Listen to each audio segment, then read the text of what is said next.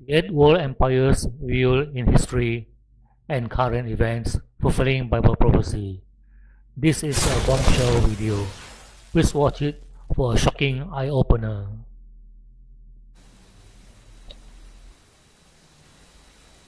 The first head or kingdom to be dominated by the whore of Babylon and her idolatrous religions was the Assyrian Empire circa 911 to 609 BC.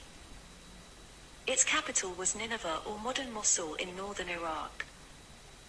Assyria ruled as a kingdom from 2600 to 912 BC and then reached her height as the Assyrian Empire from 911 to 609 BC when it declined and fell to Medo-Persia, king of Babylon.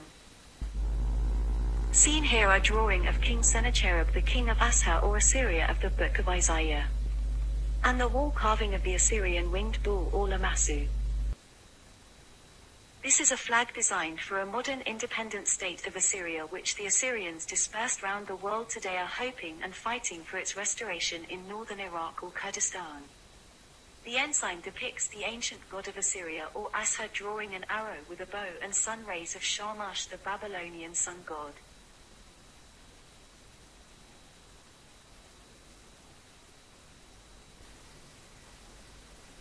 The second head or kingdom to be dominated by the whore of Babylon and her idolatrous religions, wicked and sinful practices were the Egyptian Empire circa 1550 to 525 BC.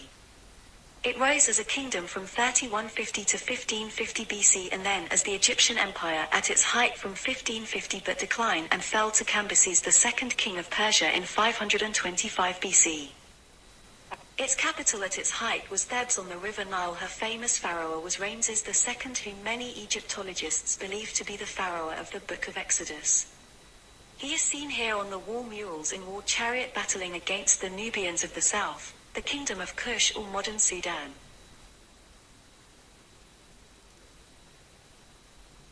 The third head of the beast dominated by the whore of Babylon, the great city's idolatrous religious and wicked practices, was the Babylonian kingdom. It started as a city-state in 1894 BC and as a kingdom ruled by the Hittites, the Kassites and the Assyrians respectively from 1595 to 605 BC when Nabopolassar threw off the Assyrian yoke by conquering Nineveh, the Assyrian capital, and Babylon then became an empire from 605 BC under his son Nebuchadnezzar.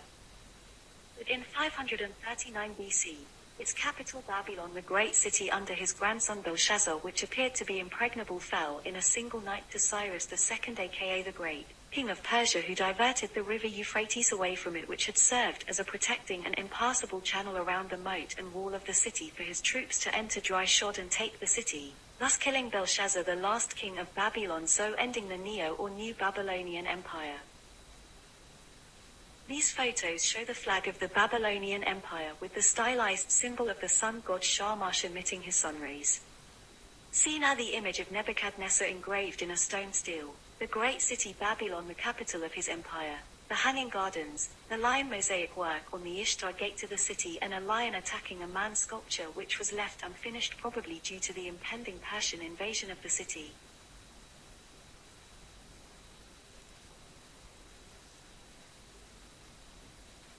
The fourth head or kingdom of the beast to be dominated by the whore of Babylon, the great idolatrous religious and wicked practices, was the Medo-Persian or the Achaemenid Empire. It started as a kingdom with the Median Empire in 675 BC and became the Persian Empire when Cyrus II or the Great unified both the Medes and Persians under his rule in 550 BC. The standard or flag of Cyrus displays the golden falcon with outspread wings and 2 legs grasping a globe each. Photos clockwise show King Cyrus II the Great with a hem crown, or a 4-winged cherub tutelary divinity, his tomb and the citadel at Pasargadae, the capital, and Persepolis, his royal capital, and also the Apadana or staircase to his royal palace. The Persian Empire fell to Alexander III the Great in 330 BC.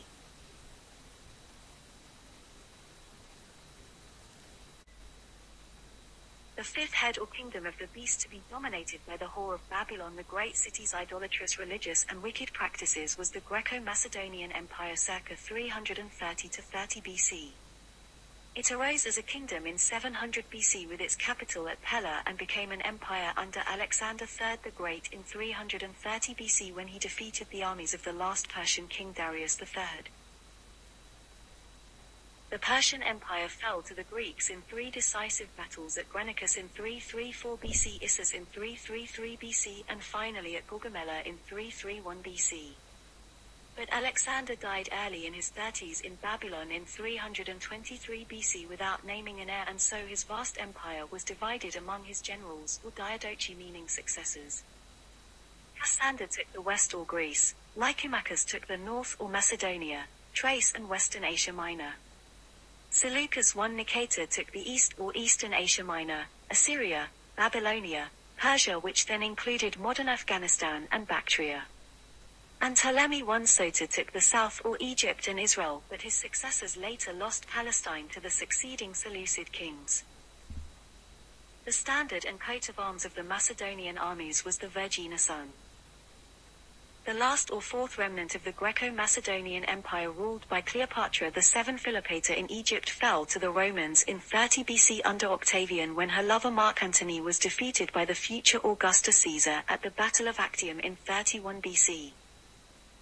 They then both committed suicide, Antony by a sword and Cleopatra by a poisonous Egyptian cobra sting. She was the last surviving heir to the Greek Ptolemaic dynasty in Egypt. The sixth head or kingdom, the one that is or existing in 95 AD when John wrote Revelation and was dominated by the whore of Babylon, the great city's idolatrous religious and wicked ways, was the kingdom of Rome or the Roman Empire circa 27 BC to 1453 AD. It rose as a kingdom from 753 to 509 BC. Then it became a republic from 509 BC to 27 BC when Octavian was crowned as Imperial Rome first emperor bearing the name Augustus Caesar. In 395 AD the empire was divided into a western part or symbolized in Daniel's 2 colossal metallic statue prophecy as an iron leg and an eastern part or another iron leg. Then Rome in the west fell to Odoacer the Germanic barbarian king in 476 AD who deposed the last Roman emperor in Italy, Romulus Augustulus, who was only a child. But the Imperial Roman Empire still continued to survive for 1,000 years in the east as the Greek Byzantium Empire, with Constantinople as the new Rome or Nova Roma. It fell in 1453 AD to the Ottoman Turks under Sultan Mehmed II, also known as the Conqueror because of his capturing the capital city and conquering the last remnant of the Roman Empire in the east. Photos show the Colosseum in Rome, a statue of Emperor Augustus Caesar, a Roman infantry soldier, and the vexillum or the standard of the Roman military, which is a red banner topped with a Roman aquila or eagle. The 4 letters encircled by a golden wreath SPQ are abbreviations in Latin for Senatus Populusque Romanus, meaning the Senate and people of Rome. The 11 imperial dynasties of the Caesars of Rome, Italy. The first in the west was founded in 27 BC by Augustus Caesar Octavian, or named the Julio-Claudian dynasty as he was a relative of Julius Caesar, his grand-uncle, soon after defeating the combined forces of Mark Antony and Cleopatra his lover at the Sea Battle of Actium in 30 BC. This was followed by the second, the Flavian, third, the Nerva Antonine, fourth the Severan, fifth the Gordian, sixth, Decian, seventh, the Valerian, and the eighth, Karen dynasty. These 8 were the dynasty of the Principate. The last 3 dynasties were named the dynasty of the Dominate, for their sons were lord or emperors dominating both western and eastern Rome. Then the 9th, Constantinian dynasty, followed by the 10th, the Valentinianic dynasty, and finally the last in the west was the Theodosian dynasty founded by Emperor Theodosius I or the Great in 395 AD and ended with his son Honorius's nephew Valentinian III in 455 AD, who was murdered because he foolishly cut off his right-hand man, the very capable Roman general Flavius Aetius, whom he had suspected of usurping him with Caesar and placing his own son on the throne.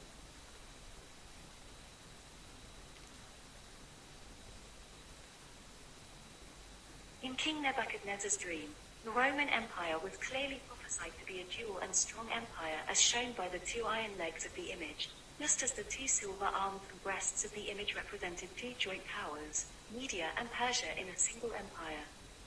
It starts to be fulfilled in 324 AD when Emperor Constantine moved his capital from Rome, Italy to Byzantium in Thrace or Istanbul in Turkey and renamed it Constantinople as Nova Roma or New Rome.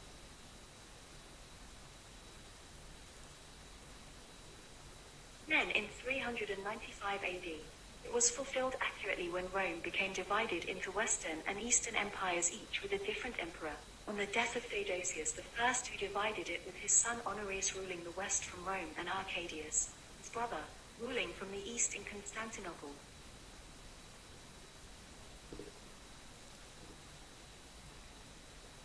An overview of the Western Roman division or leg of iron from the Julio-Claudian dynasty, starting with Julius Caesar's rule as the first dictator from 49 BC to the teenager Romulus Augustulus, the last Western emperor in 476 AD when Rome fell to the barbarian King Odoacer, who then became the first king of Italy. So the Western Roman Empire did not die or cease to exist, as secular historians has recorded, as we shall see in the next slide, that in the interval of about 500 years from 476 to 800 AD, the Roman kingdom passed into the hands of three barbarian kingdoms of Odoacer's reign at first, then under the rule of the Ostrogoths, and lastly under the dominion of the kings of the Lombards, who also claimed the title, the King of Italy.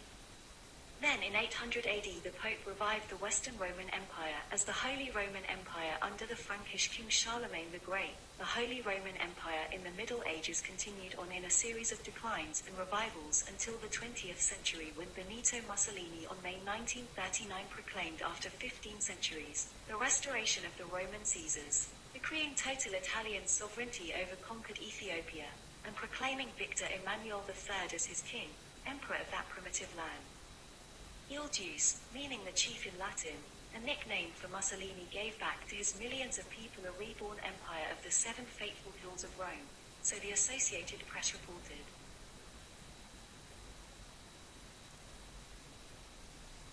The Western Italian or Latin Roman Empire, with its capital in Rome, Italy, fell to the barbarian general Odoacer when he deposed the last Roman emperor Romulus Augustulus, only aged 14, in 476 AD.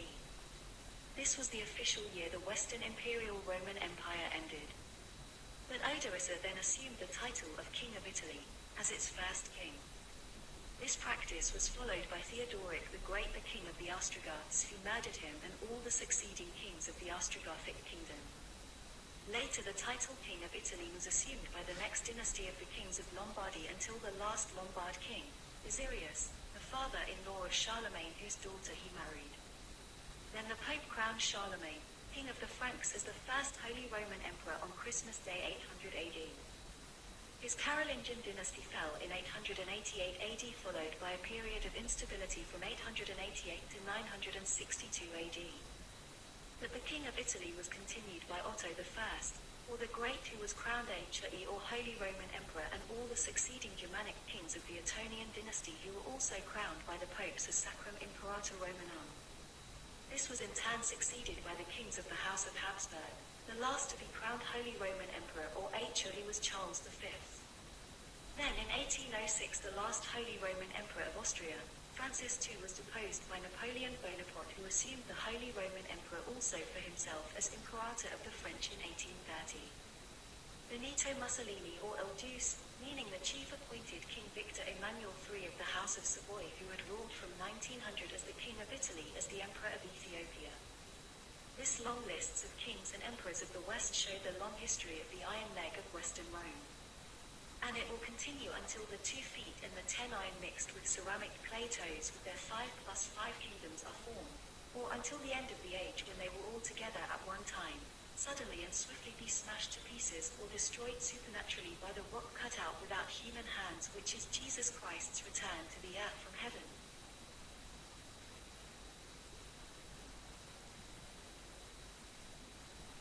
The seventh head or kingdom to be dominated by the whore of Babylon, the great city's idolatrous and false religious practices under Roman Catholicism, was Europe. But it was prophesied as the other world empire, which has not yet come in 95 AD when Revelation was written. Imperial Rome, in the loss of her old empire to the barbarians in 476 AD in the west, continued on and found for itself a new and more lasting dominion as the papacy, the Roman Catholic Church, or as an ecclesiastical power with her alleged authority from heaven to revive it, by appointing and deposing secular political powers by crowning or not coronating them. Europe has tried many times in her past history with the popes to revive the Imperial Roman Empire after its fall in the 5th century. First, it was under the Frankish King Charlemagne of the Carolingian dynasty, who was the first Holy Roman Emperor to be crowned in Rome by Pope Leo III on Christmas Day 800 AD. After the collapse of the Frankish kingdom, it was followed by the German King Otto I the Great in 962 AD, who was crowned by Pope John XII, also in Rome. Then under the Habsburg dynasty under the Holy Roman Emperor Charles V, the King of Spain, Duke of Austria and Lord of the Netherlands, who in 1530 was the last Holy Roman Emperor to be crowned by the papacy, Pope Clement VII in Bologna, northern Italy. So the Holy Roman Empire lasted until 1806, when the last Holy Roman Emperor of Austria, King Francis II, abdicated and it was dissolved in the Napoleonic Wars. Then Napoleon Bonaparte himself tried it again under the French victorious rule over Europe in 1804, but instead of being crowned by Pope Pius VII, he took the crown of the Holy Roman Emperor from the Pope's hands and crowned it himself in the Notre Dame, Paris. Adolf Hitler of Nazi Germany and Benito Mussolini of Fascist Italy tried to revive it by invading Europe, North Africa and Ethiopia in World War II from 1939 to 1945 under his Third Reich rule, which was supposed to last for 1,000 years. But they all failed to unite the people of Europe under one Holy Roman Empire or rule. Therefore, the fifth revival of the Imperial Roman Empire was under the Italian Emperor Victor Emmanuel III of Fascist Italy as a puppet of Nazi Germany. It fell to the Allied forces at the end of the Second World War when the last king of Italy, Umberto II, his only son, was deposed and the 1,000 years monarchy of the House of Savoy dissolved, when a republic was declared in 1946 after a referendum. This was much to the dislike of Pope Pius XII, who has supported Mussolini and Hitler and have endorsed the continuation of the kings of Italy, fearing that a republic will eventually choose communist socialism over Roman Catholicism.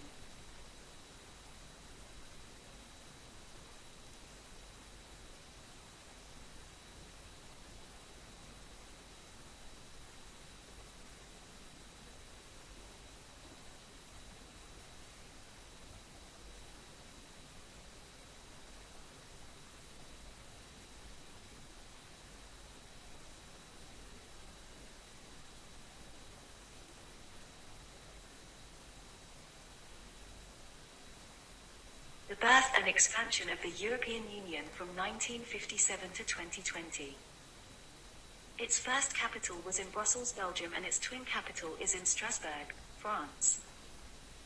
The flag of Europe is the flag and emblem of the European Union or EU and the Council of Europe or COE. It consists of a circle of 12 golden yellow stars symbolizing the peoples of Europe in a form of a circle, a sign of unity.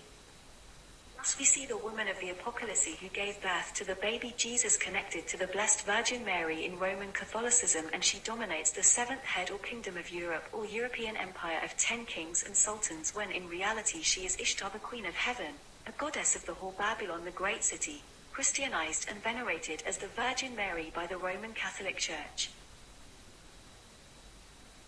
Photos show the hemicycle sitting of the European Parliament and the Europa or European Council egg building in Brussels, Belgium.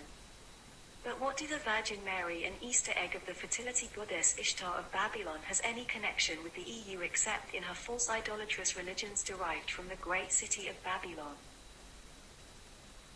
Here we see the great city's Babylon connections in plain view. The EU Parliament building in Strasbourg, France was deliberately designed and constructed as the unfinished Tower of Babel, as in Bruegel's painting, and the Tower of Babel poster with the caption Europe, many tongues but one voice. Notice also a German foam card of the ECU of the wicked whore and goddess Europa riding a beast, the bull representing Zeus.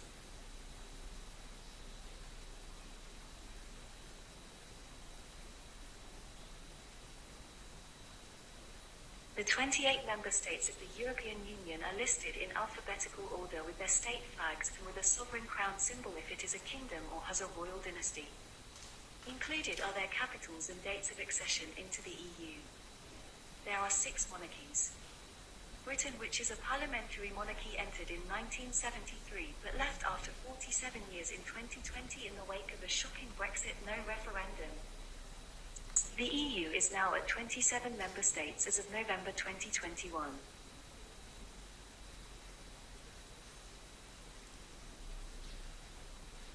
The 6 remaining monarchs of the European Union, excluding Queen Elizabeth II of Britain, as she is no longer in the EU because of Brexit in 2020. They are first from left, King Philippe of Belgium. Second, His Majesty Koning Willem-Alexander of the Netherlands. Third, King Felipe VI of Spain. Fourth, Henri Grand Duke of Luxembourg. Fifth, Queen Margrethe of Denmark. And finally sixth, King Carl Gustaf XVI of Sweden. Please note, Pope Francis of the Vatican City is also a European monarch. But the Vatican City in Rome is not a member of the EU, so the Pope is excluded, although he is highly regarded as an important leader by the Eurocrats. The meeting of 5 EU and 5 North African ministers of the Mediterranean nations was held in 2005 at Valletta, capital of Malta. This was 10 years after the Barcelona process was started in Paris by the EU for closer dialogue and cooperation with the Arab Maghreb states of North Africa in 1995. It was attended by France, Spain, Malta, Portugal and Italy, representing 5 nations from the northern shore of the Mediterranean Sea. Tunisia, Morocco, Algeria, Libya and Mauritania represented the other 5 from the southern shore. The then President of the EU Commission, Portugal's Prime Minister, José Manuel Durão Barroso, was there to oversee this historic meeting.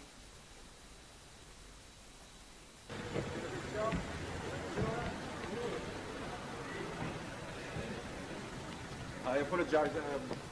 I understand perfectly. It's a pleasure to have you here. Welcome to Malta. I may ask you to prepare the wonderful setting for all of you.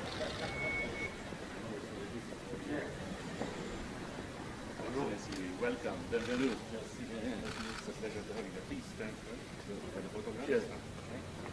Benvenuto, Presidente. È un piacere mio che grazie, prego. Avete dei tifosi.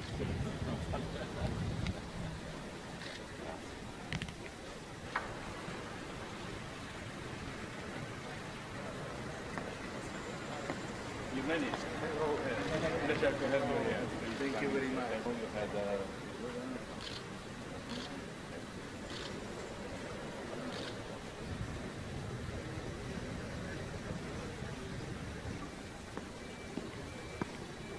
it's a pleasure to welcome you here. Thank you very much. Thank you. Really a pleasure.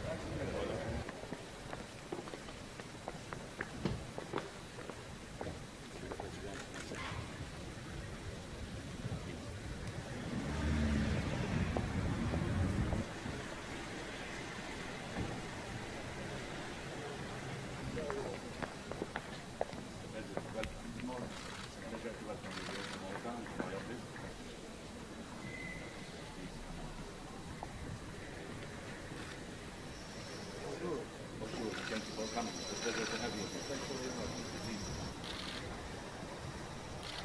you very much.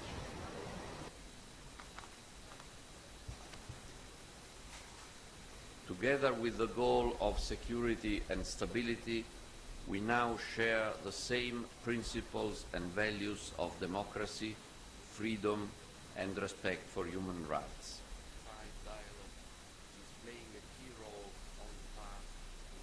بالديانات وعقائد شعوب المنطقة أنشئت مراكز مراقبة بحرية.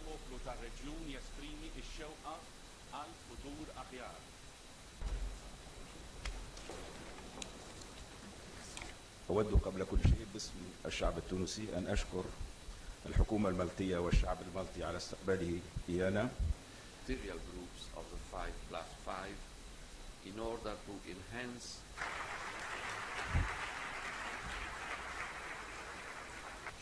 90%. Yes, arrangement.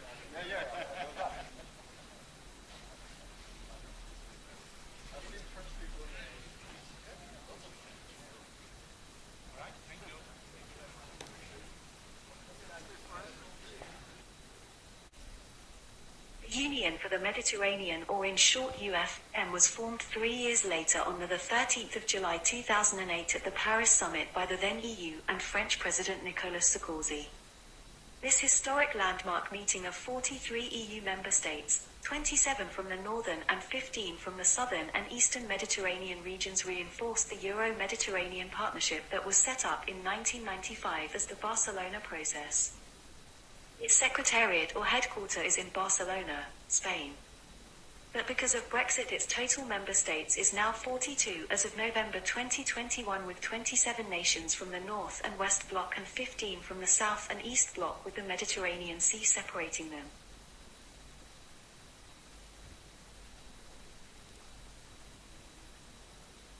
The 27 member states of the Mediterranean Union, or MU, are all the same EU member states from the Northern Bloc, probably depicted as the iron mixed with clay foot and toes nations in Daniel chapter 2, colossal metallic image dream of Nebuchadnezzar. They are 1. Austria, 2. Belgium, 3. Bulgaria, 4.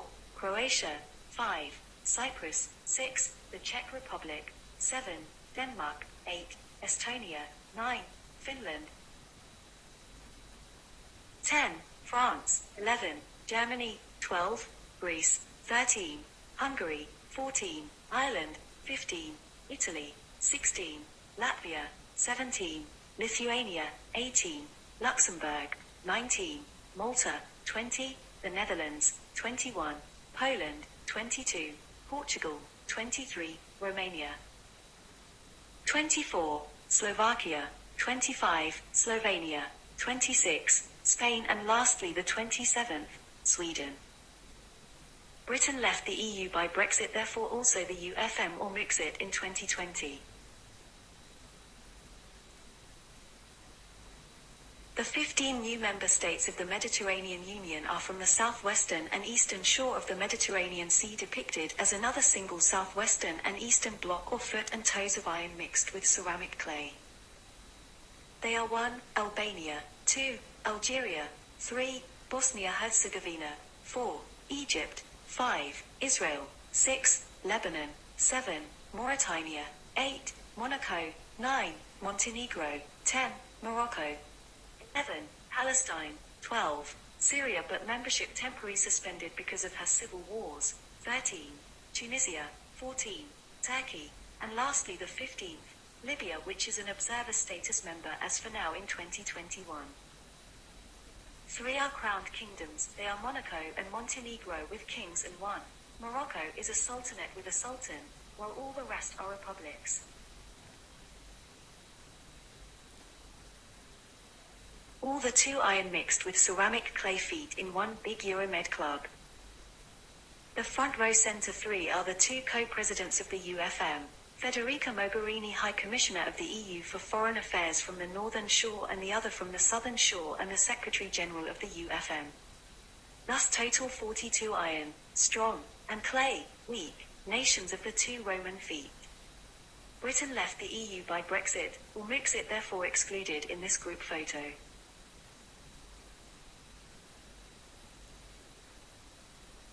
This is the cover of a brochure published by the Union for the Mediterranean, with a picture of a bridge crossing the Mediterranean Sea from the south shore of Europe to the north shore of Africa. The caption reads, "Building Bridges for the Future." The logo for the UFM or MU is an inverted E in dark blue, meaning the EU or Europe of the North Bloc or northern foot resting on its back, a mirror image of the E, which is the white letter M reflected by the waters of the Mediterranean Sea colored in dark blue. The M means the Mediterranean Union nations of the South Bloc or Southern Foot, the Arab Maghreb or Western and Mashrek or Eastern countries of North Africa and the Middle East. The ancient Romans called the Mediterranean Sea Mare Nostrum, in Latin meaning our sea, because of its usefulness in trade, treaties and conquests using this great water highway. So it should come at no surprise to us, for it is very apparent that the modern dreamers and architects of an end-time revived Roman Empire should also use this common sea or Roman lake symbol as a forum for trade, dialogue and further expansion. The Anna Lindh Foundation is also another Euromed organization aiming towards fulfilling that same vision. The 5+5 dialogue of the UFM is paving the way forward in building bridges between the North EU, largely Catholic nations, and the South Arab Muslim nations of North Africa and the Middle East, which are predominantly Islamic. A 10 nations or kingdoms confederacy of an end-time revived Roman Empire which was predicted to be short-lived for 1 hour contemporaneous and allied with an 11th and different horn or the Antichrist's kingdom, or as John wrote in Revelation, to remain for a short time only, is forming right before our very eyes today. They are described in Bible prophecy accurately as the 5+5 is equal to 10 iron mixed with clay toes, or 10 horns, or 10 crowned kingdoms or kings that will arise in the end times just before Christ's return from heaven to smash them all to pieces, to be found no more when he touched down to set up God's kingdom on the earth.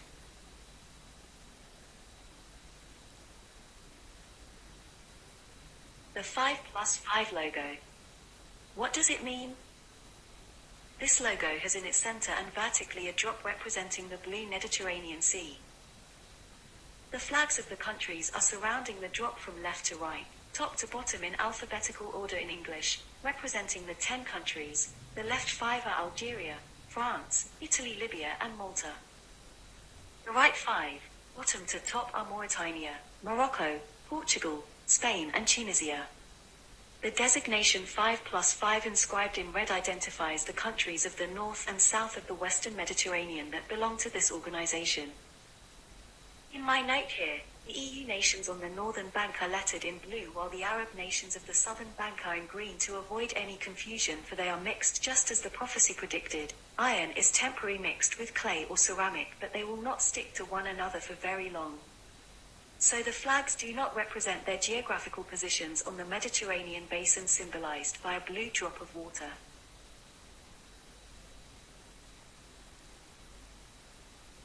The 5+5, or a total of 10 ministers of defense of the UFM or the Mediterranean Union, standing each in front of their country's flag from left to right.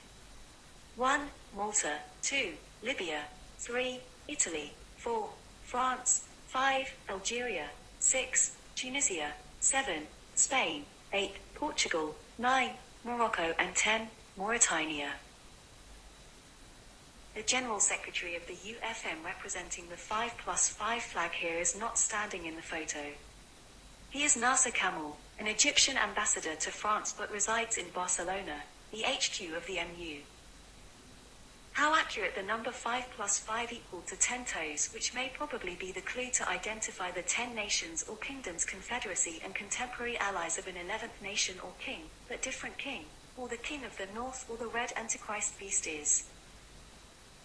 He may well be a red Russian Tsar, which is Russian for Caesar, or a supreme communist socialist, or perhaps again a Soviet CCCP 2.0 dictator, or Gog of the land of Magog, the prince of Rosh or Russia predicted in Bible prophecy in Ezekiel 38 and 39, Daniel chapter 2, 7, 8, 9 and 11, and in Revelation 13, 17 and 18. As of December 2021, only 2 are kingdoms or sultanates with a constitutional monarchy. They are Spain's King Felipe VI and Morocco's King Mohammed VI. The rest are republics and are not ruled by a monarch of a royal house or dynasty. So this may not be the final G10 or group of 10 crowned horns or kings predicted in Revelation chapter 17 verses 10 to 14 of an end-time revived Roman Empire, but a prelude or a foreshadow of the 10 confederated crowned kings and sultans allied with and submitted unanimously to a coming Roman prince or Caesar for a short time of only 1 hour before the glorious return of Christ from heaven to destroy them together with the red Antichrist beast, who will be their supreme military commander. So let's keep our eyes wide open for more Bible prophecies to be fulfilled more accurately as inspired and predicted by the true God of the Holy Scriptures. For some republics or nations may exit to allow more kings, monarchs, sultans, emirs or sheikhs to join.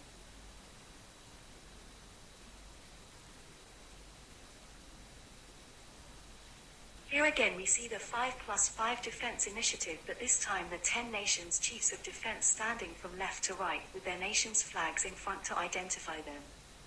They are the military chiefs from 1. France, 2. Libya, 3.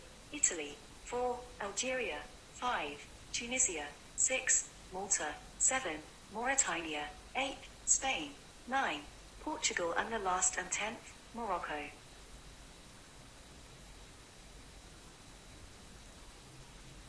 The aims of the 5+5 defense initiative, in their own words, represents a shared will to create a common culture of security. They have over the last years in particular focused in consolidating relations and cooperation in the field of counter-terrorism, maritime surveillance, search and rescue, and support of military forces to civil protection. The meetings of the 5+5 Defense Initiative has also largely focused on joint military education and training initiatives as an instrument to improve, enlarge the scope of, and standardize the operating procedures of the 10 member states. Thus we see these 10 are even now joining together as joint maritime forces, joint air forces, joint armed forces, and partaking in joint military education in preparation for an 11th horn or later king or supreme commander to arise amongst them. Bible prophecies predicted that this little horn of Greek origin but of Roman connections or a supreme Russian military commander will look stouter than the rest, that is the 10 former leaders or kings and sultans, and subdue and uproot 3 of the previous ones who refused to submit to his will and authority. He will blaspheme and speak boastful words against the Most High God. He will persecute the saints of the Most High in the Great Tribulation. This is the unprecedented, unparalleled, and no, nor ever will happen again, or never to be repeated ever again, time of great afflictions or persecutions on the left behind saints. Due to his cunningness, with his miraculous power derived from Satan the devil, and the military power support from the 5+5 nations comprising of a revived Roman Empire, symbolized as 10 toes, or 10 horns. The 10 crowned horns could also be 10 crowned kings, 5 EU monarchs and the other 5 MU sultans. The Red Tsar or Caesar of the 10 Roman horns or kings will be invincible, or destroy shockingly, be victorious and unstoppable until his destruction and doom at Armageddon or Christ's return to earth, when he will be broken without human hands or agency.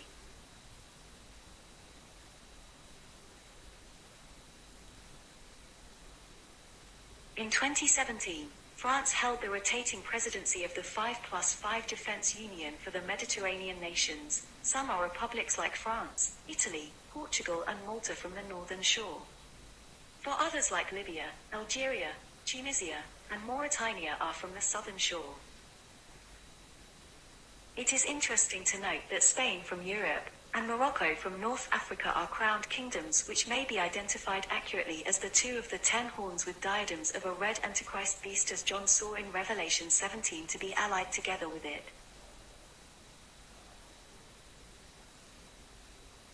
Here are the photos of the sessions of the 5+5 defense initiatives of the Union for the Mediterranean, spearheaded at the moment by France.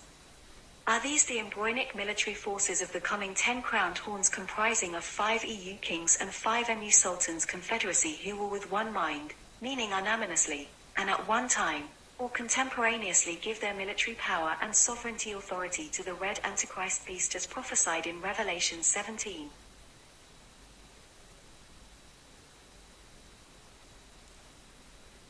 Immediately after 2 disastrous world wars, in order to avoid the European nations from further wars amongst themselves, the 4 founding fathers of the European Union, Gasperi, Schuman, Monnet and Adenauer, attempted to unite Europe once again. But first, as the ECSC, European Steel and Coal Community in 1951 in Paris. Then as a Community EC, or EEC, the European Economic Community or the Common Market in Rome in 1957. In 1993, at the Maastricht Treaty in the Netherlands, it was renamed as EU, or the European Union, which is actually the United States of Europe. More recently, the then President of France, and who was also the rotating President of the EU Commission, Nicolas Sarkozy, in a Paris summit in 2008, called for the formation of the Union for the Mediterranean, or UFM, or the Mediterranean Union as it is called today. The seventh head predicted by John as the other king or kingdom that has not yet come is an end-time revived Roman Empire comprising of 5 EU monarchs and 5 MU sultans. And when it does come, it must remain for a short time only.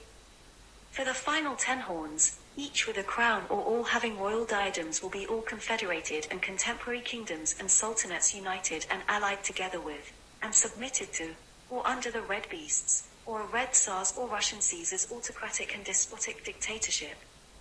He is the 8th head or kingdom, or world superpower allied with the 10 kings and sultans for 1 hour only.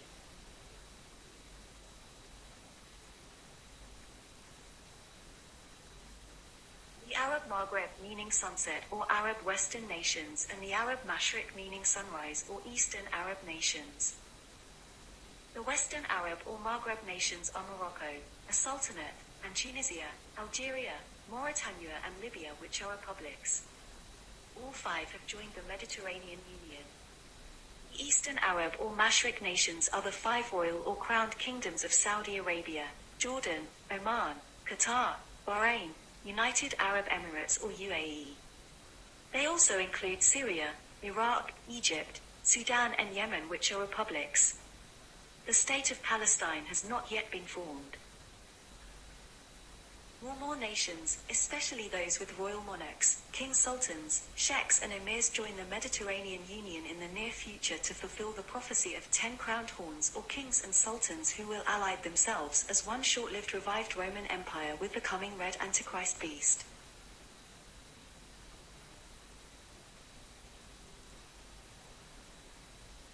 A new Rome arose by the Bosphorus, in Asia Minor or modern Turkey officially, by Emperor Constantine the Great in 330 AD, and Constantinople, named after him, became the center of what seemed a second empire in the east by 395 AD. Yet it cannot be too much emphasized that in reality such language is utterly inexact. The Roman Empire was, and always continued to be, ideally one and indivisible. There were 2 emperors, Honorius and Arcadius, 2 persons but one power by 395 AD. This point is of great importance for the understanding of the Middle Ages.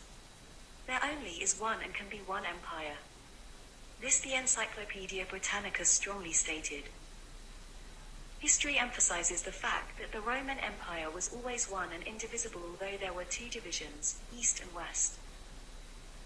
The Eastern Division or leg did not come to an end in 476 AD when Odoacer brought the Western Division or ancient Imperial Roman Empire started by Augustus Caesar in 27 AD in Italy to an end in the Rome of the West. But the Imperial Roman Empire continued on for another 1,000 years in the East as the Greek or Byzantium Empire until 1453 AD when the Turks under Sultan Mehmed of the Ottoman Empire took Constantinople, its capital city. It then finally brought the rule of the Eastern Roman emperors to an end by slaying the last emperor Constantine 11 Palaiologos. All that Odoacer did was to abolish one of the 2 joint rulers of the indivisible empire, and to make the remaining ruler at Constantinople the sole emperor. He did not abolish the Roman Empire in the West, he only abolished its separate ruler, and leaving the Roman Empire subsisting under the sway of the emperor resident at Constantinople, the New Rome.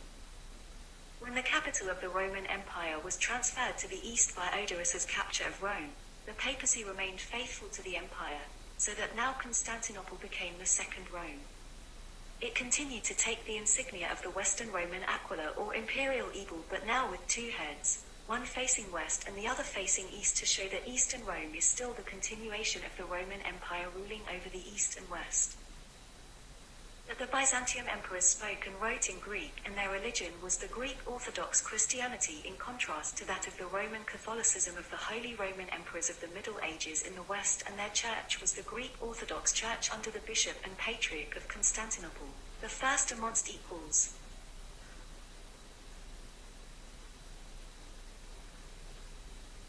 The Eastern Roman or Greek Byzantine division or leg.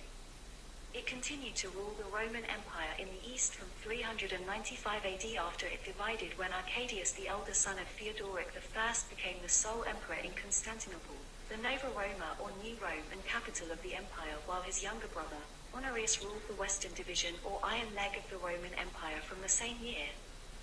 Here is the list of the 21 dynasties and non-dynastic royal families of the Eastern Roman Greek Byzantine emperors.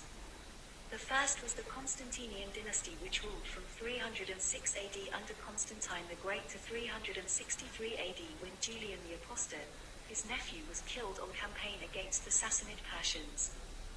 The last of the Roman Greek Byzantine dynasty was the Palaeologos dynasty when Constantinople fell to the Ottoman Sultan Mehmed II and killed its last emperor in the east. Constantine XI Palaeologos, who refused to surrender, made his last stand by bravely charging his enemies while defending his city on the 29th of May 1453.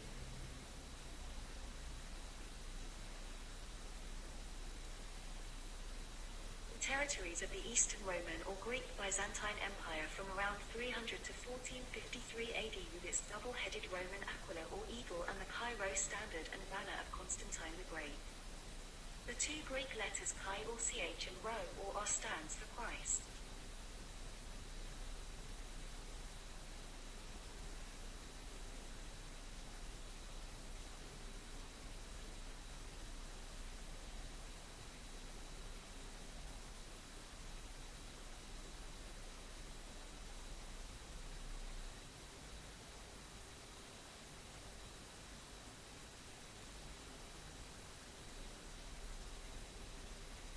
This chart shows the timeline of the rise of Imperial Rome in 27 AD.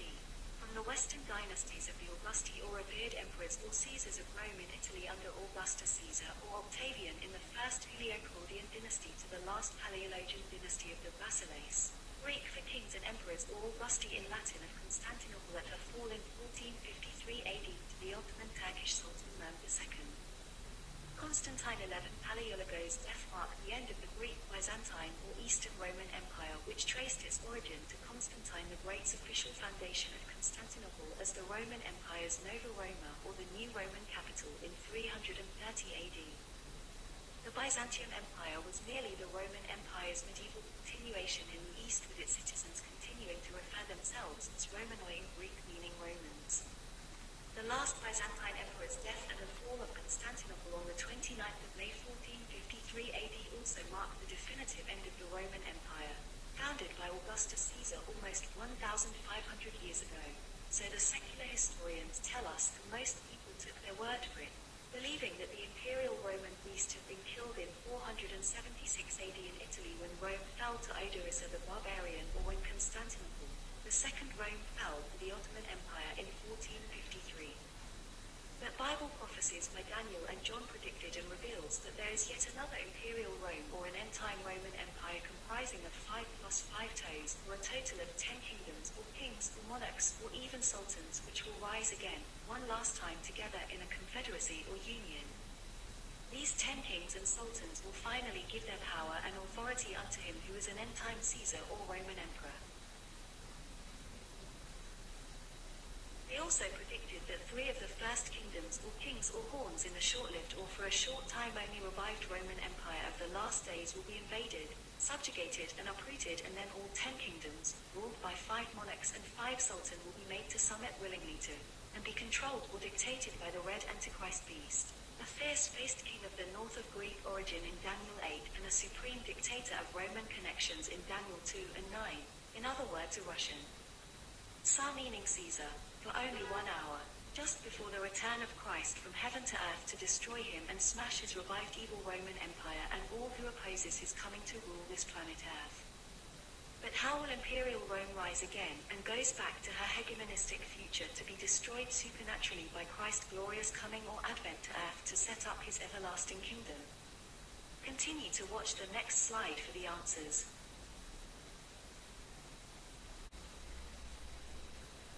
An overview of the Eastern Roman Iron Leg or division.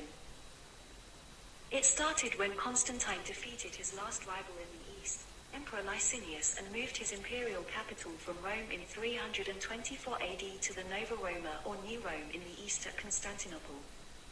Upon his death in 337 AD, he divided his empire amongst his 3 sons, the eldest Constantine II who ruled the west and the youngest, Constans I who ruled the center, Italy, and Constantius II the second son who ruled the east.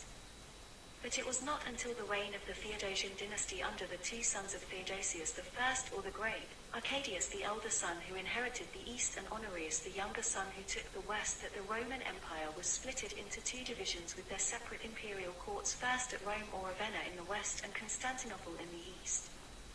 Later in the 6th century, Emperor Justinian tried for a while to restore the Western Division and North Africa, which had fallen to the barbarians, the Germans, the Goths, the Ostrogoths and the Vandals in his imperial restoration.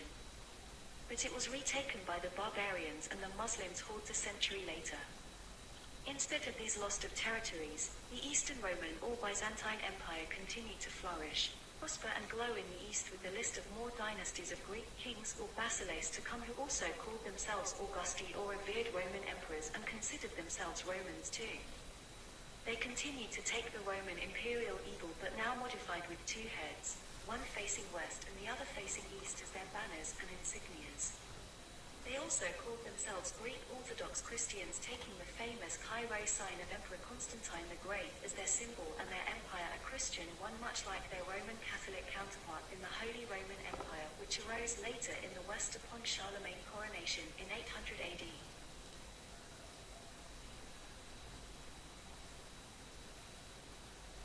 So this Eastern Iron Division or leg of the Roman Empire survived until the 29th of May 1453, when the last Byzantine Emperor Constantine XI Dragosis Palaiologos was killed attempting to defend the capital in the east, Constantinople, from the Ottoman Sultan Mehmed II, also called the Conqueror, who captured it, bringing an end to an empire ruled by the Iron Might of Rome that started with her first dictator Julius Caesar and founded by her first emperor, Octavian Caesar Augustus 1500. Years ago.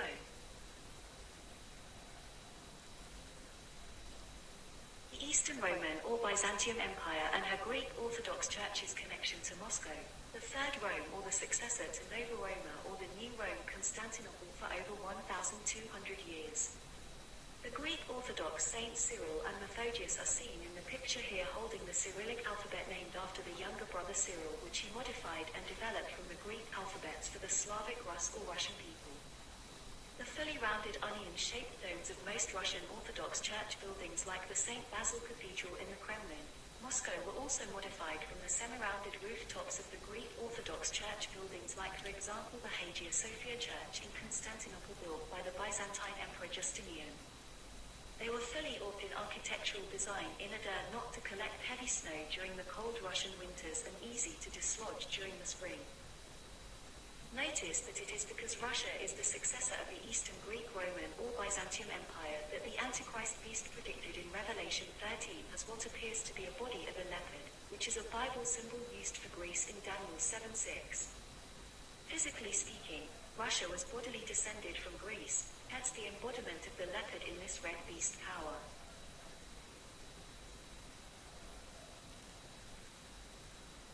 The Rus or Russian royal kingdom, an empire ruled by a monarch or emperor or Caesar from its birth in Novgorod in the Kievan Rus Principality from around 862 AD to 1917 in the Red October 25th Bolsheviks or Communist Revolution, when the last emperor of Russia, Caesar or Tsar Nicholas II of the Romanov dynasty, was deposed and later murdered together with his entire family by Lenin's CPSU or Communist Party of the Soviet Union's henchmen. Imperial Russia under the Grand Prince of Moscow and of all Rus, Ivan III or the Great, became linked to the royal line of the Imperial Byzantine Empire when he married the daughter of Thomas Palaiologos named Sophia Palaiologina, or Zoe, the niece of Constantine XI Palaiologos, the last Byzantine emperor of the Eastern Roman Empire, in November 1472, a few years after the fall of the Second Rome, Constantinople, on the 29th of May 1453.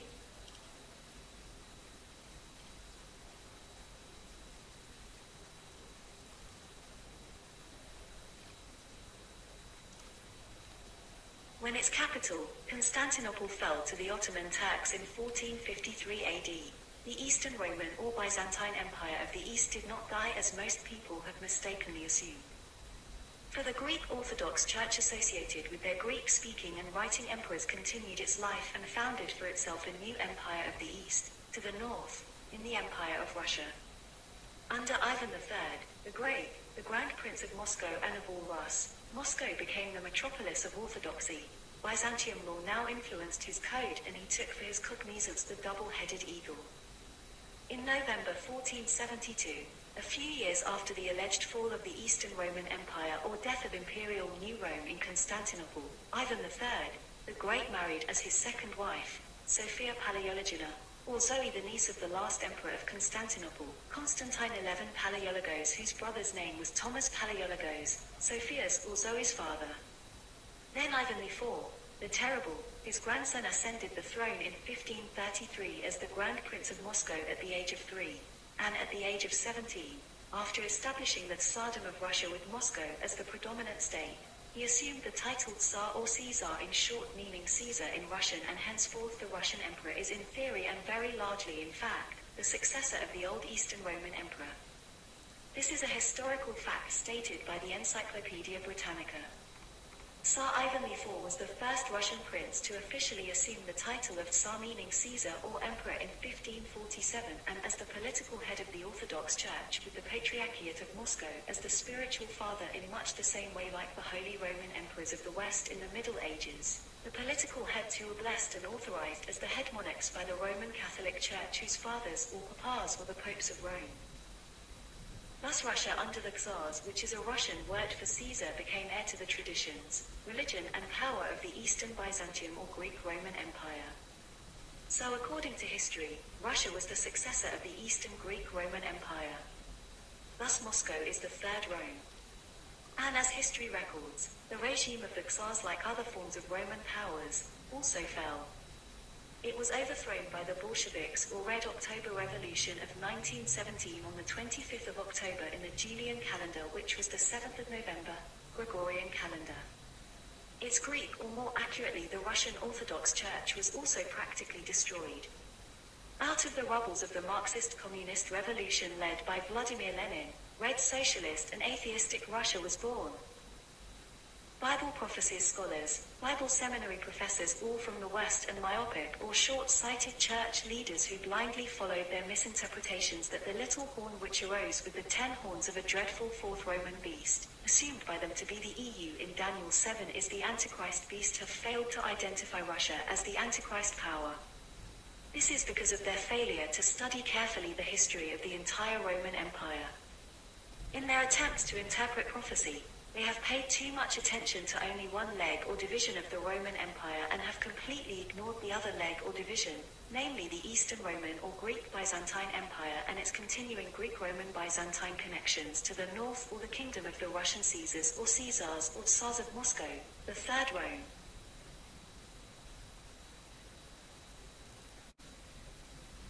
The October Revolution in 1917.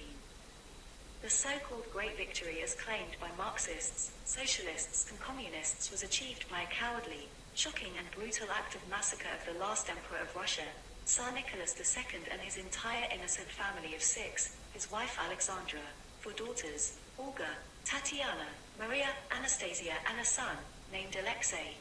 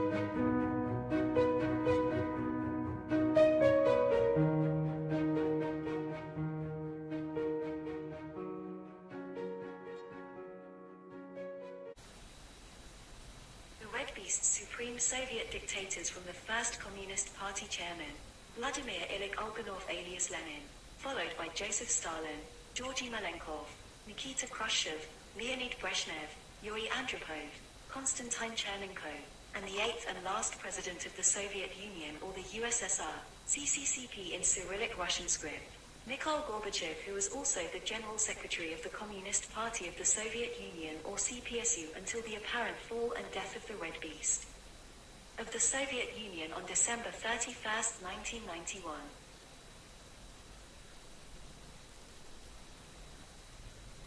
The Union of Soviet Socialist Republics of Russia or the Soviet Union is the Red Beast prophesied by John in the Book of Revelation and the little horn of Greek origin but of Imperial Roman, Greek Byzantine, connections or relations predicted by the prophet Daniel in his foolproof, 100% accurate prophecies given by Jehovah the true God of Israel who foresaw the future and declares the end from the beginning. The Red Beast was meaning that this Red Communist Empire existed before, but now it is not, or had fallen or died, and yet it is or will be present shortly and come out onto the world stage soon by ascending out of the abyss as a revived USSR 2.0 or the Union of Socialist Russian Federation, USRF, and goes into destruction or perdition in eternal hellfire.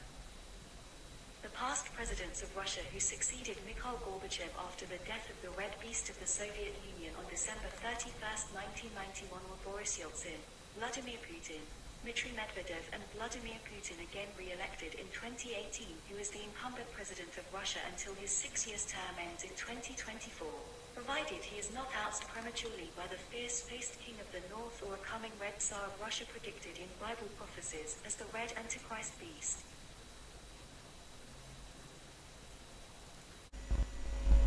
The mystery of the Red Beast unveiled. I will tell you of the mystery of the Red Beast that carries her, which has the 7 heads and the 10 horns.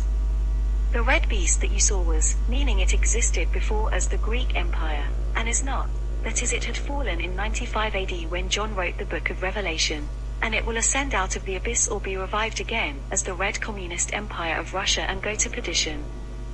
And those who dwell on the earth will marvel, whose names are not written in the Book of Life from the foundation of the world, when they see the Red Beast that was, and is not, and yet is. Here is the mind which is wisdom. The 7 heads are 7 mountains on which the woman sits, meaning dominates or controls, not meaning her location. They are also 7 kings or kingdoms or world-ruling empires. 5 have fallen, which are Assyria, Egypt, Babylon, Persia, Greece. 1 is which was Rome, existing then as the 6th world power in 95 AD as John wrote Revelation. And the other has not yet come, which was Europe. And when he comes he must continue a short time. The Red Beast that was, and is not, is himself also the 8th king or kingdom or empire, which is Red Russia, and is out of the 7 empires, namely the 5th which was Greece or Alexander the Great Greco-Macedonian Empire, and is going to perdition. The 10 horns which you saw are 10 kings or monarchs or royal rulers who have received no kingdom as yet, but they receive authority for 1 hour as kings with the Red Beast. These are of one mind, and they will give their power and authority to the Red Beast. These will make war with the Lamb, and the Lamb will overcome them, for he is Lord of lords and King of kings, and those who are with him are called, chosen, and faithful. Revelation 17:7-15. Notice carefully that the beast in Revelation 17 and 18 is red in color. In Greek it is kokkinon, which means scarlet, crimson or blood red, and not pyros, which is fiery red, the amber red color of flames or fire. So this evil empire can be identified by the color of the blood of innocent victims it has killed, executed, massacred and murdered, like the great purple and scarlet hawk, Babylon, the great city, who rides or dominates and will control, even blackmail this last world empire for a while in the end times with her wealth and riches in black gold, which is her Middle East oil and gas supply. The 8th head or kingdom or empire is the Red Beast itself, and it is of the 7. That is, it originated from out of the 7 past world powers, or precisely the 5th head or kingdom, which was the Greco-Macedonian head or empire defeated and slain by Rome, the 6th world power. It may well be a communist union of Socialist Russian Federation, KSRF or USRF. In English letters, in Russian, KCCPPH, which is abbreviation for Kommunistikeskaya Soya Sotsialistikaya Rossiyskaya Federatsiya, or short in for English letters, CPRF, revived by the Communist Party of the Russian Federation. This new Communist Party was reformed in 1992 by 4 times presidential hopeful, Gennady Zyuganov. In Russian, it is called Kommunistikeskaya Partiya Rossiyskaya Federatsiya, known by the 4 Cyrillic letters KPRPH emblazoned on her new red flag or banner. The old Soviet Communist Party founded by Vladimir Lenin in 1917 October Revolution was called Kommunistikeskaya Partiya Sovetskogo Soyuza, or the Communist Party of the Soviet Union. Thus the eighth head is the Red Beast, or CCCP 2.0, under the new name of CCRF, which was, and is not, yet is present or will ascend out of the abyss. But after her short-lived revival and union for 1 hour only, together with the 10 Roman crowned horns, or 5 EU monarchs plus 5 MU sultans from an end-time revived Roman Empire, they are all going into perdition or destruction in eternal hellfire at the return of Jesus Christ at Armageddon. Thus is the final doom and ignominious end, with no one to help him, of the Red Tsar, which is Russian for Caesar, prophesied by the prophet Daniel as the fierce-faced king of the north, or the little horn of Greek origin but also Roman connections, who will be broken without human hand or agency.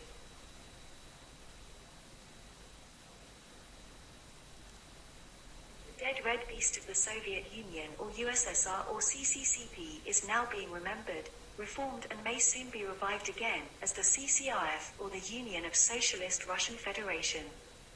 The Antichrist beast or person, the man of sin and the son of perdition, may soon emerge and arise out of this Communist Socialist Party of the Russian Federation, or the CPRF, shortly.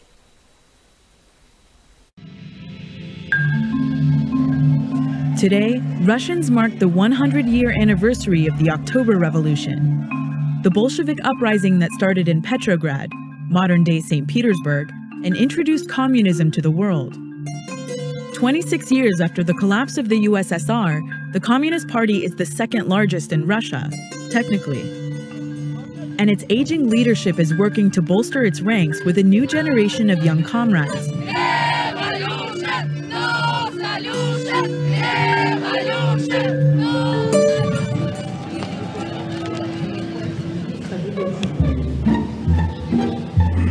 100 years on from the revolution, this is what the Russian Communist Party looks like.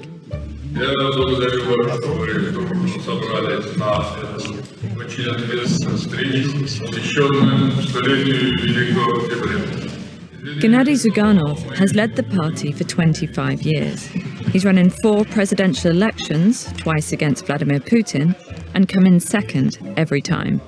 If the communists really want to threaten Putin's united Russia in the elections next March, they're going to have to win over a generation of young people who never lived under communism. This is why Zyuganov went to the World Festival of Youth and Students, which this year was held in the Russian coastal resort of Sochi. Held once every 4 years and attended by 25,000 young people from 150 countries, this conference is a bit like a student politics Olympics. There's socialist branding everywhere, and a lot of young Russian communists.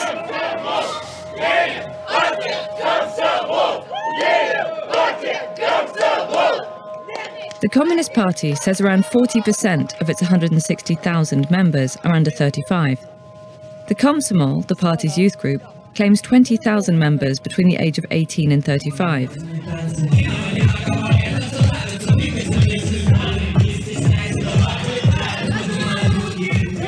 We met Borislav Kosatkin at a party celebrating the festival's opening night. An out-of-work dancer and former soldier, Borislav joined the Komsomol 2 years ago. He's a committed communist. So, how many people here would you say are communists? Ну, не знаю, трудно сказать. Обычно в толпе не сильно заметно. Только если форма, как у меня. How would you go about convincing a lot of the young people who are here that the Communist Party is the people that they should be supporting? Люди сами должны к этому прийти. Вот я раньше тоже никакую идеологию не поддерживал, потом меня вдруг осенило. Я стал интересоваться историей сначала своей страны, СССР и всего остального. Смотрел, потом увидел, что, оказывается, все было совсем не так, как нам рассказывали. Ведь основная цель коммунистов – это построение светлого будущего. When was like the golden age of communism in Russia? Ой, я не знаю. Это спорный вопрос на самом деле. Каждая эпоха, она по-своему уникальна. Но я думаю, что самый расцвет все-таки пришелся на 70-е, на 80-е, в эпоху Брежнева. The next day, Borislav marched in solidarity with his comrades through the Olympic Park. Very nice. Very nice. Yes. Viva Revolution. We are comrades. Revolution, yes, comrades. They were heading to hear Zyuganov speak, but some of these younger members feel their grey leaders are failing not only to deliver a classless, stateless society, but provide any genuine opposition to Putin. Zyuganov has voiced support for the church and doesn't criticise the president publicly. Instead, he's backed Putin on crucial issues like the annexation of Crimea. This Communist Party plays by the Kremlin's rules, offering a harmless alternative for Russian voters who missed the USSR. Но когда меня вызывает небольшое отвращение, когда лидеры нашей компартии встречаются с лидерами Единой России, с лидерами церкви, я считаю, что это недопустимо. Но, к сожалению, лидера пора менять уже. Нужно стать более перспективного, молодого. Of the Russian Federation, Comrade Gennady Zyuganov. But Zyuganov has no intention of stepping aside for fresh blood. Идеалы Великого Октября и готовясь к столетию, еще раз заявляем, наше дело правое, социализм будет построен. After warming up the crowd, he gave over to some special guests from North Korea.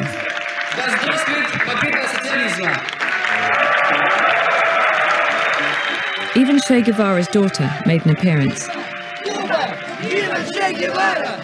Viva Cuba! Viva Che Guevara!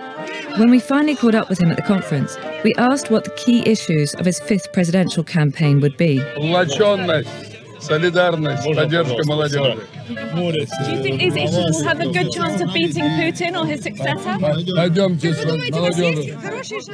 Even the young diehards of the Komsomol aren't overly enthusiastic about Zyuganov's chances. Он все-таки фигура узнаваемая, и некоторые люди уже привыкли. То есть, я думаю, что люди, которые за него голосовали до этого, проголосуют за него еще раз. But do you actually think the communists have any chance of winning an election?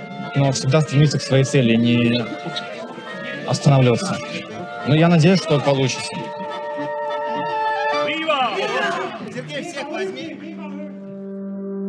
100 years ago today, the world unquestionably changed. The Bolshevik Revolution set the course for the next 70 years of history.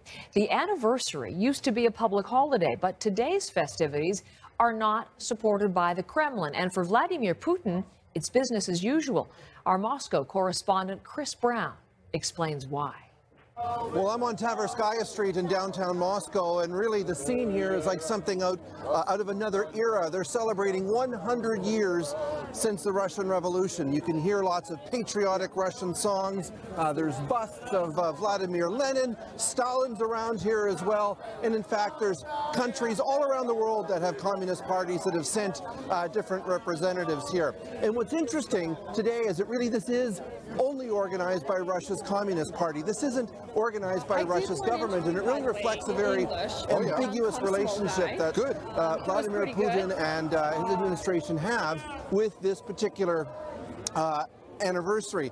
Earlier today, one of his chief spokespersons was asked, why aren't there more events commemorating the anniversary? And his answer was, there's nothing to commemorate. So for Putin, who's spoken about this, it seems to be, yes, celebrate the Soviet Union, yes, celebrate the fact it was a superpower and Nazi Germany was defeated by it, but let's not dwell on the idea of revolutions and revolutionaries overthrowing a government. That's something perhaps that a more authoritarian government would want to avoid. So instead, this large gathering, several thousands in fact, is headed off to Revolution Square. Earlier today, the official ceremony that happened in Red Square had nothing to do with the revolution. It was, in fact, a parade commemorating 1941 and an event involving Nazi Germany, which is far safer ground for the government here.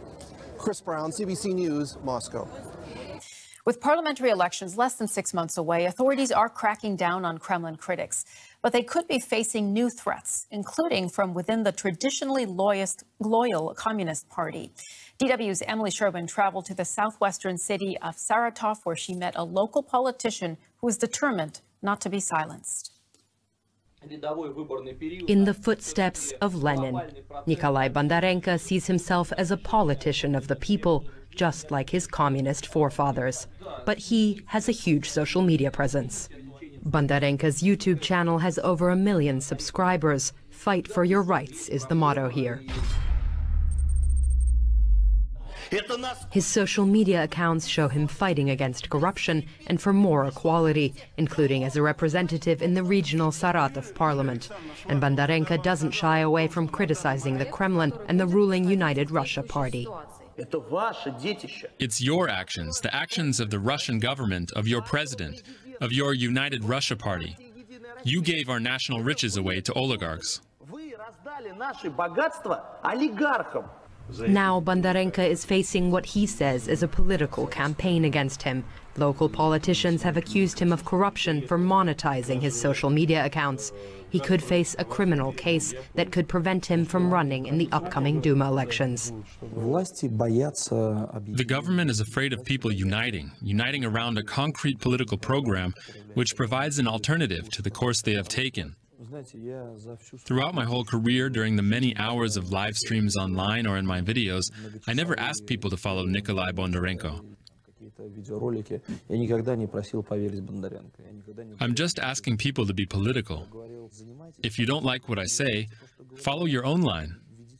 The main thing is to not give up. In Russia, there are traces of the Soviet past everywhere, including in Saratov. The Communist Party is still popular here and across the country, even though critics say the party ultimately follows the Kremlin line. But even Russia's so-called systemic opposition parties have recently become an outlet for people's anger at the government. Last year, the arrest of a popular governor from the right-wing Liberal Democratic Party led to weeks of protests in Russia's far eastern city of Khabarovsk. Every Monday, Nikolai Bondarenko has his office hours. The 35-year-old spends most of the day with constituents. People stand in line for support with issues from benefit applications to problems with corruption. I've placed my hopes in Bondarenko. I heard how he talks to people, and I've heard his speeches. In Russia, they don't like people who tell the truth. It's always been that way. So if he's trying to get the truth out to people, naturally he becomes undesirable to the government. You can see how he acts at all his parliamentary sessions. He asks uncomfortable questions. The authorities don't like that. Experts agree that the Kremlin might try to keep people like Bondarenko out of federal politics. Ahead of the Duma elections, the Kremlin makes clear arrangements with the main opposition parties about which candidates can run and what results they should get. They don't want to let anyone in who will rock the boat. But despite attempts to intimidate him, Bondarenko isn't ready to give up. People today are hungry for justice and for truth. They don't trust the authorities on the whole. I went into politics to prove to citizens that lawmakers can work honestly. Nikolai Bondarenko is already preparing his campaign for the Duma elections, and he hopes he will be allowed a fair fight.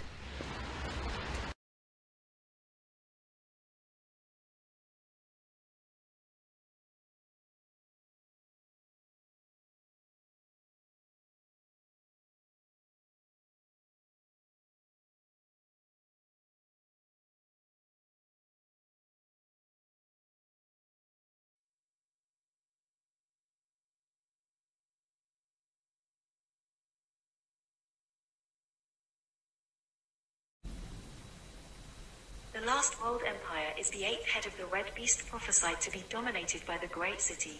Babylon's idolatrous religious worship and corrupt practices, blackmailed and controlled by her economic and trade supply in oil and gas. It is the Red Russian Caesars, or Sars, who is the same as Gog of the land of Magog's evil empire from the far north. He will invade and try to control the whole world, first Europe, then the Middle East, and Jerusalem, Israel, and finally the rebuilt new city named Babylon the Great by the biblical prophets, which have by then had arisen to become a great, strong megapolis, an economic and world trade center.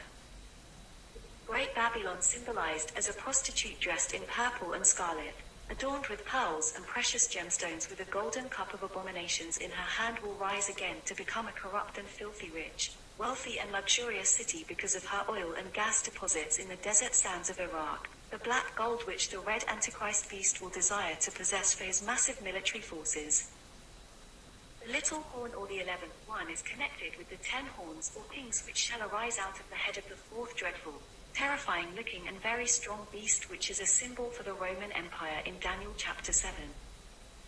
This little horn or king or kingdom of Greek origin, as Daniel explains later in chapter 8, will arise later amongst the 10 Roman horns or kings and will subdue or uproot 3 of the former kings or kingdoms of the 5 plus 5 or equals to 10 Euro-Mediterranean Union nations, who will refuse to bow down or submit to his will or be under his sovereign rule.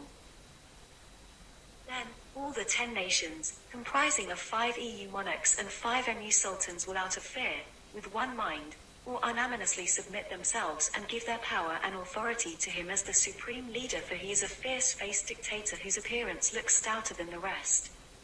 He will then enter Israel, the pleasant land, in the middle of the 70th week of Daniel, breaking the 7 years peace treaty after 3.5 years that he had earlier made with the nation of Israel in Daniel 9.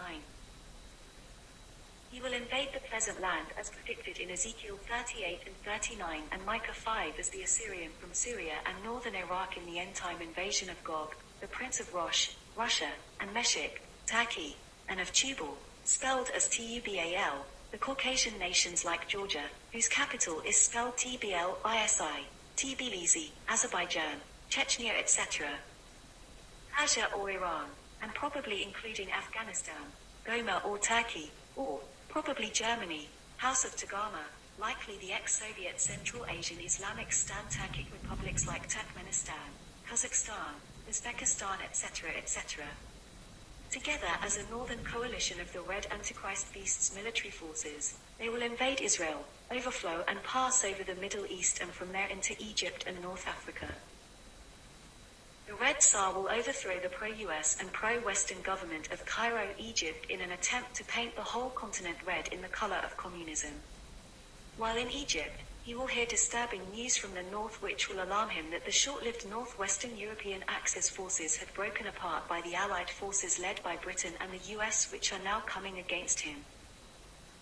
And also alarming to him while he is in Egypt, the reports from the east, China and the other kings from the east or Asia are amassing a 200 million men, infantry and military forces to come against him at Armageddon. So he is forced to return to Jerusalem, which had by then fallen to him, with Put, Libya or the Libyans, and Kush, Sudan or the Kushians or Sudanese marching at his heels. So he will pitch his palatial tents between the Mediterranean Sea and the Dead Sea at the Holy Mountain or Temple Mount. But he will come to his end with no one to assist him. Thus his ambition to paint the whole dark African continent and the then entire world in red as the 8th or last world empire under communism, allied with 10 new kings and sultans, is for a short time only.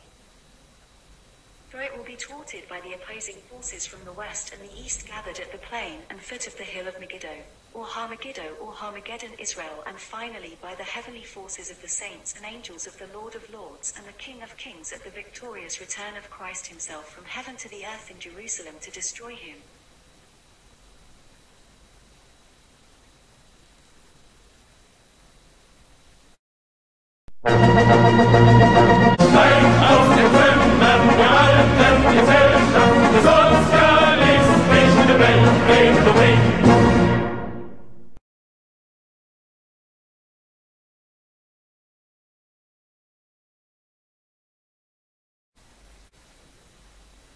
Communist-Socialists, World Empire of the Union of Socialist Russian Federation, revived in 1992 by the newly formed Communist Party of the Russian Federation, is the world's last empire to be ruled autocratically. despotically and brutally by a Red Caesar or Tsar of Russia as the Red Antichrist beast for a short time, or for a time, times and half a time, which is 42 months or 3.5 years only for the nation Israel and the Jews worldwide. It is even less than 3.5 years for the underground church, because his reign of red terror against the Christian saints in the Great Tribulation will be cut short by the glorious second coming or advent of Jesus Christ to save and gather or rapture them to heaven before he pours out his wrath upon him and his evil red empire.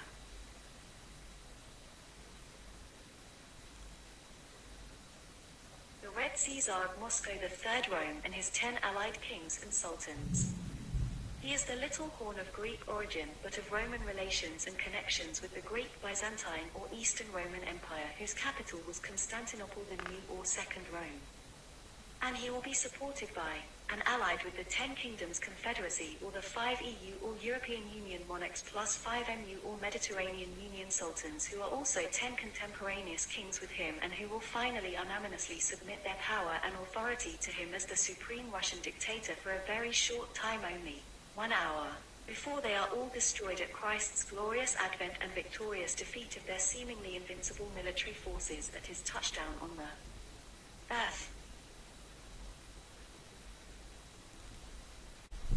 Nebuchadnezzar's dream in Daniel chapter 2 revealed and explained by God's Spirit in the prophet Daniel to him. You, O king, were looking, and behold, a certain great image. That image stood before you with an extraordinary brightness, and its appearance was terrifying. That image's head was of fine gold, its breasts and its arms were of silver, its belly and its thighs were of bronze, its feet were partly of iron and partly of ceramic clay. You continued looking until a rock was cut out without hands, which struck the image on its feet of iron and ceramic clay and smashed them to pieces. Then the iron, the ceramic clay, the bronze, the silver and the gold were broken to pieces together, and they became like the chaff of the summer threshing floors. And the wind carried them away, so that any trace was not found for them. But the rock that struck the image became a great mountain and filled the whole earth. This is the dream, and we will tell its meaning before the king. You, O king, are the King of kings. For the God of heaven has given to you the Babylonian kingdom, the power, and the strength and the honor. And wherever the sons of men, the animals of the field and the birds of the sky dwell, he has given into your hand and has made you rule over all of them. You are that head of gold. And in your place shall arise another kingdom lower than yours, and another third kingdom of bronze, which shall rule in all the earth. And the fourth kingdom shall be as strong as iron, inasmuch as iron crushes and smashes everything, and like the iron that shatters all these, so it will crush all these kingdoms. And as to that which you saw, the feet and the toes were partly of ceramic clay of the potter, so likewise the kingdom shall be divided.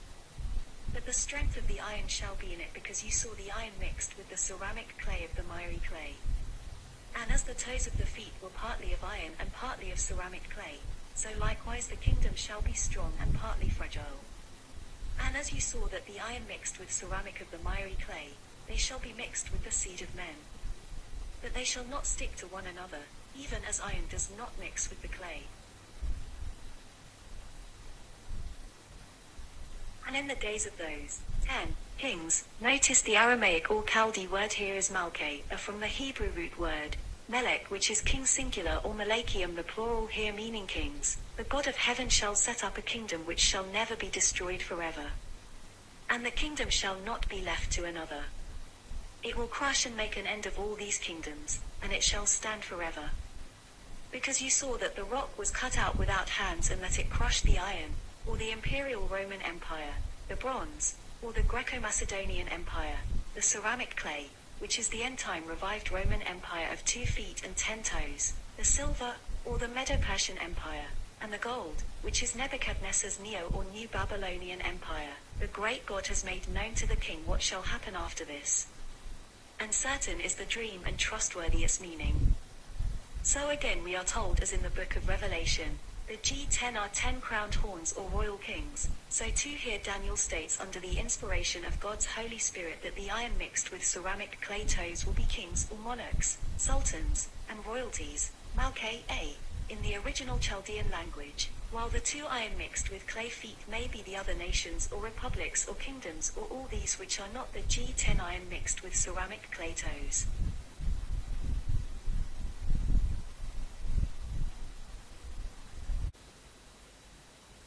Finally, Christ's great kingdom comes to earth to destroy the red beast's short-lived allied for 1 hour only with the 10 confederated and contemporaneous kingdoms of 5 EU monarchs plus 5 MU sultans, of a revived evil Roman Empire and all the world's armies gathered against him and his heavenly armies of saints and angels at Armageddon, and set up the everlasting empire of God upon the earth.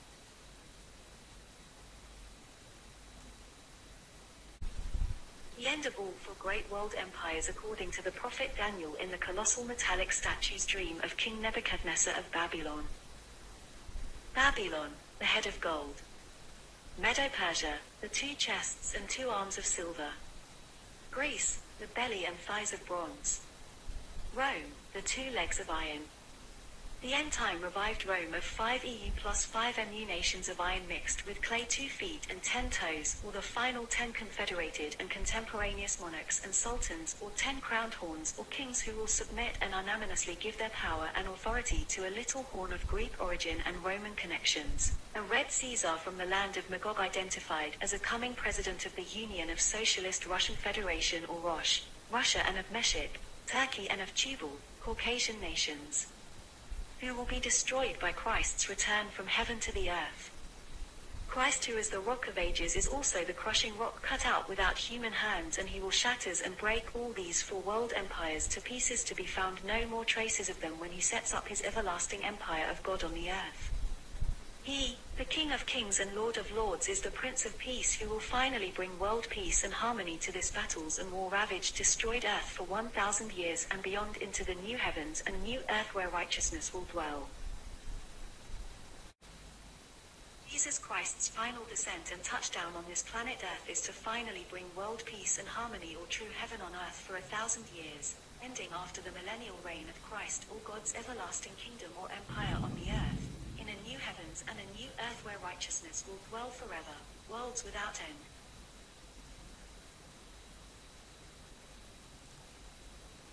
The 8 world empires, revealed and reviewed in Bible prophecies. The great purple and scarlet prostitute, symbol for a great city or megapolis called and identified as Babylon the Great in the land of Shinar or Babylonia, had a religious reign and political domination over all 7 of them in the past, and will try to do so with the coming 8th world empire, identified as the Red Beast or Dictator's evil empire, but only for a short time, because he needed her black gold or Middle East oil and gas to fuel his massive armies and those of her 10 military allies and kings. But in the end, Babylon the great city, represented as a great religious and economic prostitute in Iraq who traded with the kings of the whole world, will be betrayed, invaded, captured, and all her wealth and riches seized by the Red Caesar, and she herself killed by his allied 10 kings and sultans, the union of the 5+5 EU and MU kingdoms, utterly destroyed and burnt up like Sodom and Gomorrah, never again to rise to dominate the world's governments again.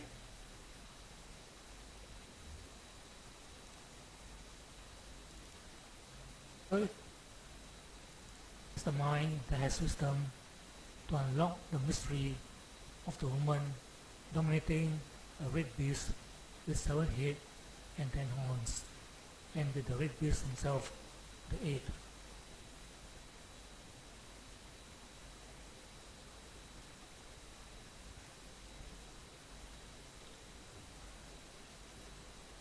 When I saw her, I marveled greatly. But the angel said to me, "Why do you marvel? I will tell you the mystery of the woman, and of the beast with 7 heads and 10 horns that carries her. The beast that you saw was, and is not, and is about to rise from the bottomless pit and go to destruction. And the dwellers on earth, whose names have not been written in the book of life from the foundation of the world, will marvel to see the beast, because it was, and is not, and is to come. This calls for a mind with wisdom. The 7 heads are 7 mountains on which the woman is seated. They are also 7 kings, 5 of whom have fallen. One is, the other has not yet come. And when he does come, he must remain only a little while. As for the beast that was and is not, it is an 8th, but it belongs to the seven, and it goes to destruction. And the 10 horns that you saw are 10 kings who have not yet received royal power, but they are to receive authority as kings for 1 hour together with the beast.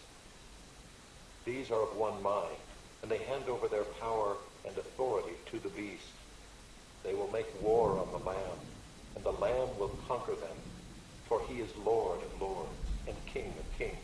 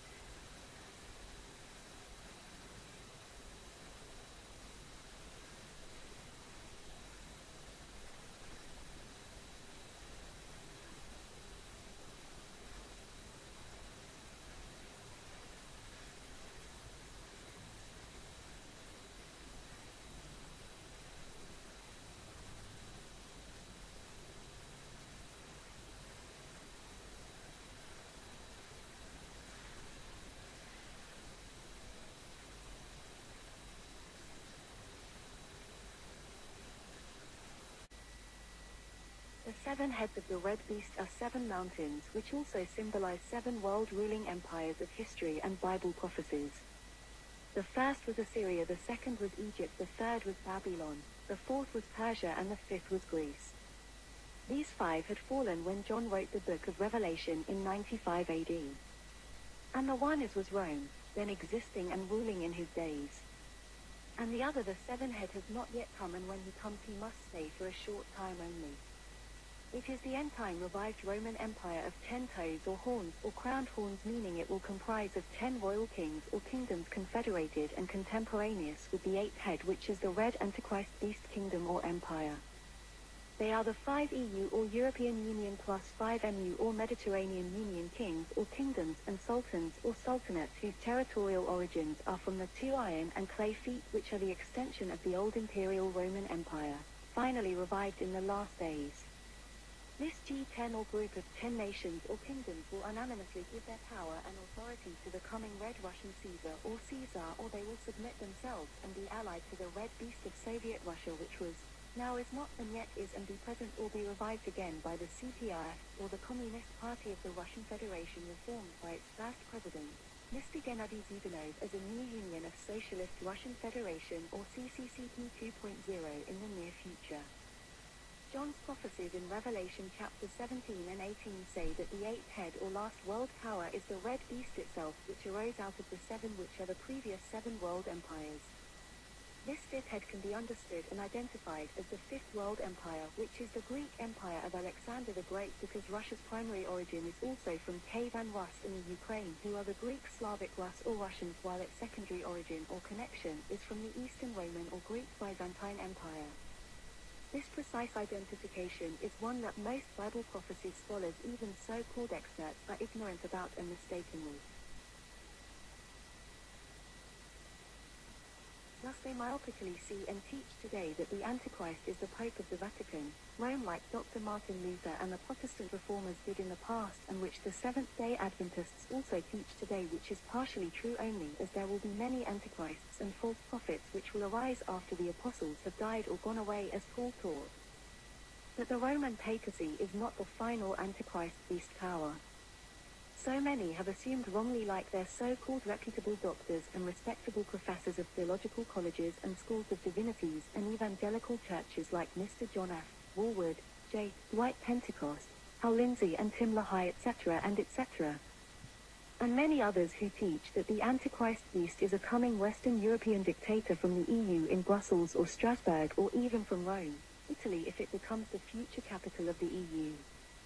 A vociferous minority in the Church in recent years now believe and teach dogmatically that the Antichrist beast is an Islamic caliphate from a future Neo or New Ottoman Empire in the Middle East. Thus is a recent novel or new view propagated by the IATS or the Islamic Antichrist theorists like Mr. Walid Shubat and Mr. Joel Richardson, two of their main proponents who wish to sweep under the carpet of their Islamic eschatology the history of the Roman Empire from Rome 1.0 in Italy to Constantinople, the New Rome or Rome 2.0, and Rome 3.0 Moscow, Russia, the Third Rome.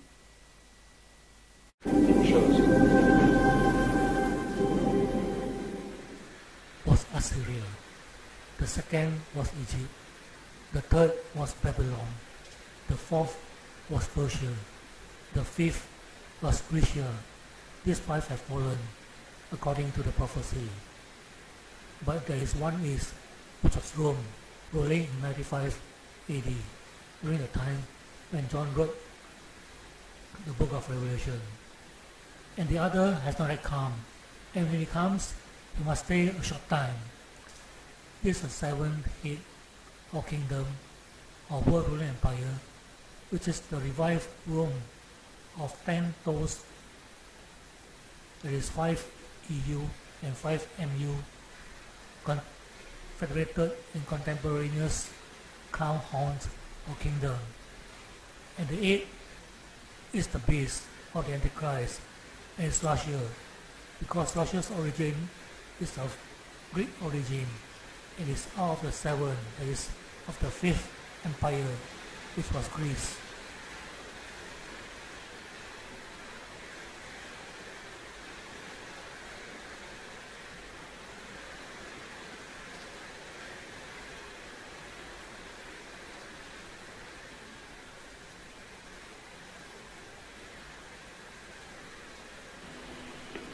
The final bird's eye view from the flight of history. The monuments of world empires. God's monumental work in bringing to pass His ancient prophetic word has left behind them many great landmarks of earthly world powers. They stand silent now like His colossal footprints impressed upon the shifting sands of human history before they are wiped out by the future waves of time and tide. Last photo impressions. Review these few final photos and see the rise of great world powers like galactical stars, and watch them fall like dominoes, one by one before the other, until God's kingdom comes. These photos will impress upon you that the Most High God still rules in the empires of mankind. Daniel chapter 4 verse 32.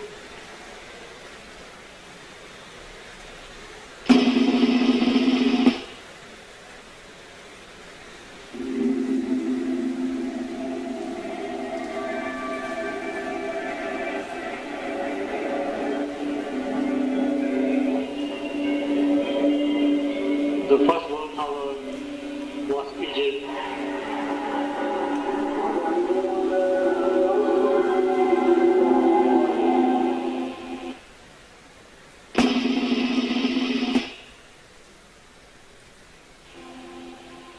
The second world power was Assyria.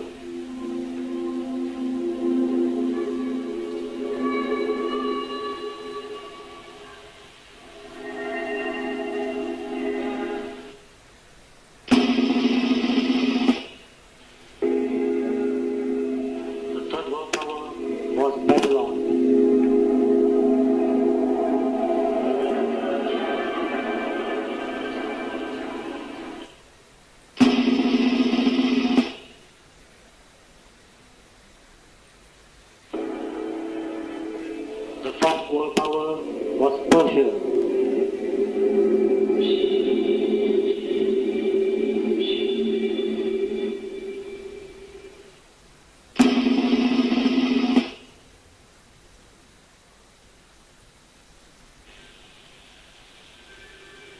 The fifth world power was Greece.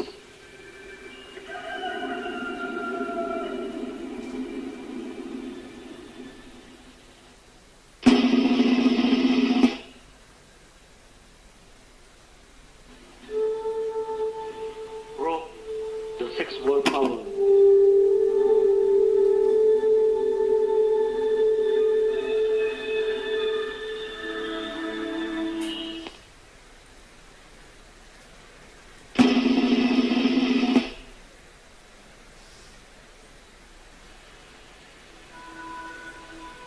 The seventh world power, now arising before your very eyes, is Europe.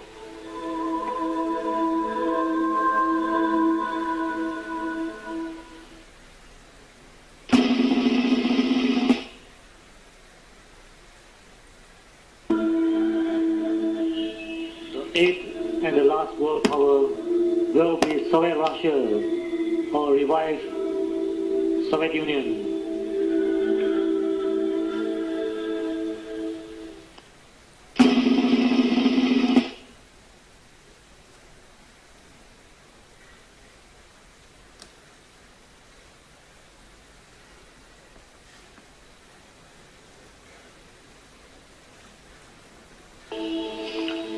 The Antichrist evil empire that will rule the world for the last 3.5 years before Christ's return. World history since the fall of Nazi Germany in 1945 to Great Russia and the subsequent Cold War for the last 50 over years is fulfilling the prophecy of Revelation chapter 13 verse 7, which reads, "An authority was given to me, that is, to the great beast over every tribe, people, language, and nation." A shocking revelation of prophecy accurately fulfilling in our own times indeed.